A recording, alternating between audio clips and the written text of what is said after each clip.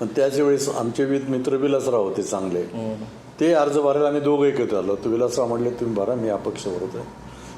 तर मग मी विलासरावला म्हटलं का मी अर्ज तर लास्ट डे भरतो मी, पण आता त्याच्या आठवड्याभर अगोदर आम्ही एकत्र जेवलो होतो. तुम्ही आणि विलासराव? नाही, आम्ही सारखं भेटायचो 8 दिवसाला ना. विलासरावबरोबर सतत भेटायचं राहायचं. विलासराव, गोपीनाथ मुंडे, विलासरावमुळे गोपीनाथ मुंडे मित्र झाले होते, सुशीलकुमार शिंदेमुळे विलासराव मित्र झाले होते, हे सगळं. आणि सुशीलकुमारवर विलासराव नाराज झाले की मला तिकीट आणलं आणि त्यांना नाही. बरं, विलासराव मित्र, तर मी म्हटलं असं करा, मी आता अर्ज भरतो पण तुम्ही वर जा, परत तुमचं नावचं करा, मला काही करिअर करायचं नाही. आमदार खासदार ही तर आपली शिकार आहे नेहमीच्या चारोळीतली, आणि आपण काय व्हायचं त्याच्यात. पण ते विलासराव गेले, सीताराम केसरींना भेटले, पण त्यांचं काय झालं नाही.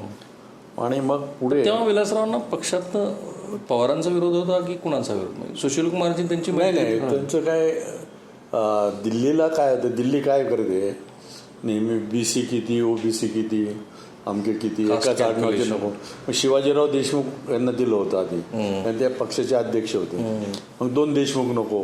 अच्छा, असं 2 देशमुख म्हणून दुसरे बघा, मग दुसरे म्हणजे भुजबळ आणि फुटाणे असे 2 नाव आली त्यात. पण तुमची चॉईस कशी आली? म्हणजे नाही, माझी चॉईस त्यांनी काय ठरवलं, पवार साहेब म्हटले होते की याला करायचं फक्त शेवटपर्यंत नाव घेऊ नका म्हणले. कारण आपल्याकडे कसं एकाचं नाव आलं ना की हा माणूस किती नालायक आहे सांगण्यासाठी 25 ओळीचा निबंध लिहायला तुमच्याच गावाकडचे लोक येतात बरेच त्या ठिकाणी.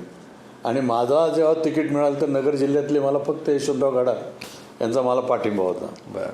आणि बाकीचे लोक जे नेते होते नगर जिल्ह्यातले त्यांना वाटलं आपल्या आडतीवर हा माल नाही, डायरेक्ट कसं काय गेलं तिथे तिकडे. त्यांच्या आडतीवर जावं लागतं ना कुठे जायचं असेल तर. त्याचा अर्थ तुम्हाला कळला का? पण आता आपला शब्द आहे ना तो. हे जे बारीक चिमटे आहेत ना ते महाराष्ट्राचं समाज जीवन, ते आम्ही गेलो ते विलासरावला त्यांचं हे केलं नाही.